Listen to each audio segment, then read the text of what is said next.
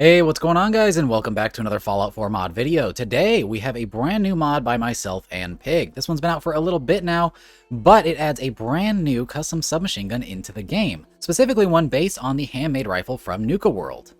Now, the idea behind this gun is an AK variant of an SMG, which are plentiful in real life. There's many different versions out there, but we wanted to make a Falloutified one, so this is going to be a standalone weapon, not just an add-on for the HMAR. Now, that means it's going to have its own ammo type, and it's going to have mesh edits that do reflect that, including brand new custom magazines and some custom edits to the receiver itself so that it actually matches the correct caliber. On top of that, a full suite of custom attachments to make this thing highly customizable to your liking, and it can fit many different styles, though it is going to be a dedicated SMG, and it is going to be full auto only. It is a very specific role. While the Nuka World AK may be very versatile in its modifications, this one is dedicated to being a close quarters, fast fire rate submachine gun, and it does so very well. On top of that, though, there are some aesthetic choices, including a plethora of new sight options that are really cool for customizing and add a lot more options than the vanilla HMR actually has. Now, for starters, the biggest difference with this gun is the caliber. This gun will use 7.62 Tokarev rounds, which is an SMG round used by the PPSH, and that is because we based this on a real-life model that we found that uses PPSH magazines, which are actually added in this mod visually, so you get to have that neat little mashup. Now, to use 7.62 Tokarev, that means we do have to require munitions, but there is an optional file if you don't want that will allow you to use vanilla rounds, which will be 10mm. Despite being an SMG, this is intended to be a late-game weapon, which we don't really have a late-game SMG in the vanilla game, so this adds a pretty cool, unique role, and one I think we could see more of in the Fallout 4 modding scene. Speaking of optional files, though, there is another optional file for right-handed animation, so if you do use right-handed animation replacers, there is a mesh edit that will fix that as well.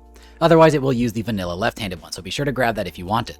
Now, this weapon is added to the leveled list, so if you want to acquire it, you will have to find it out in the world, and it will be found on raiders and gunners after level 18, specifically Nuka World, same place that you would find the HMR from Nuka World. On top of that, there also is one unique version of this weapon with its own unique attachments. I don't want to spoil too much about that because it is pretty neat, but I'll give you a hint, you can find it somewhere in Nuka World's map. That being said, I would stay away from the theme park itself. Now, while this thing doesn't have its own custom animations, it does support hitmans, like I said before, so I'll go ahead and show those off now, as well as the custom sounds, so you can see how everything lines up and looks in-game.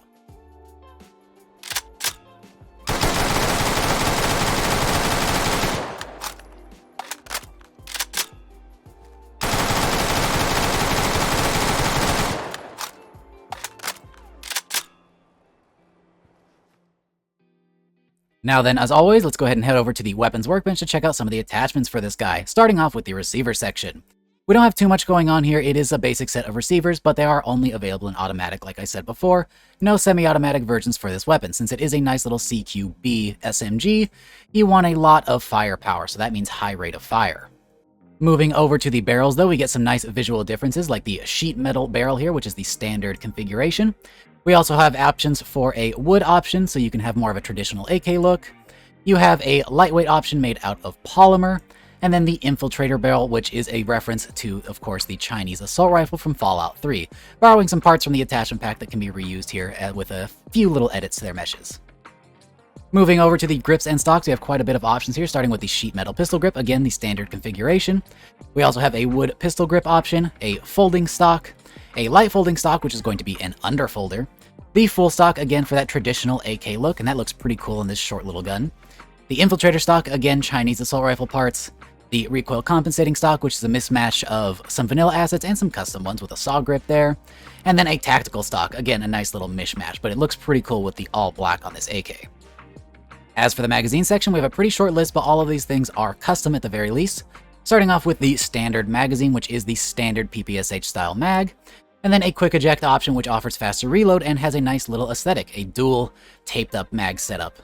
And then also, of course, the PPSH drum magazine. Thanks to Spady for making this one, it looks fantastic. He made the model, I made the textures, a nice little marriage of assets.